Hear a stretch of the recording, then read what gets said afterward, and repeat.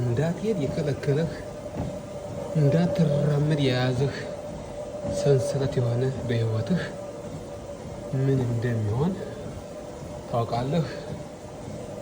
ጥርጣሬ፣ ራስን አለማመን፣ ሁሌም አይሳካልኝ ይሆን የሚል በውስጥ ሁሌ ስለምታስብ ሁሌም እየፈራህ ያሰብከውን ህልምህን ሳትኖር ያስቀርሃል። ህልምህ ምንድነው? ህልምህ ምን ይሆን?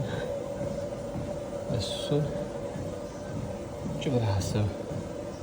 አእምሮህ የሚነግርህ፣ ህሊናህ የሚያስተምርህ እሱን ተከተለው። ንጹህ ህሊናህን ተከተል። ማንም ከጎንህ ሆኖ ስትወርቅ የሚያነሳህ፣ ስትጋደድ የሚያቃናህ ማንም የለም። ሲሳካልህ ሰው ያጨበጭብልሃል፣ ስትወርቅ ሰው ይስቃል። ሊያልፍልህ ሲል ትችት ይበዛብሃል። በሰው ትችት ሊሚት አትሆን። በሰው ሊሚት፣ በሰው ትችት ወደ ኋላ እንዳትል። ሰው ሳቀብኝ ብለህ ህልምህን አላማህን ከማሳካት ወደ ኋላ እንዳትል። ህልም አለህ።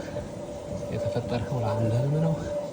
እሱን ለማሳካት ከሰው አሉታዊ ነገሮች እንኳን ባታገኝ ወደፊት ለመጓዝ ወደፊት እየደገመህ እንዲሆን ለመጓዝ አለብህ።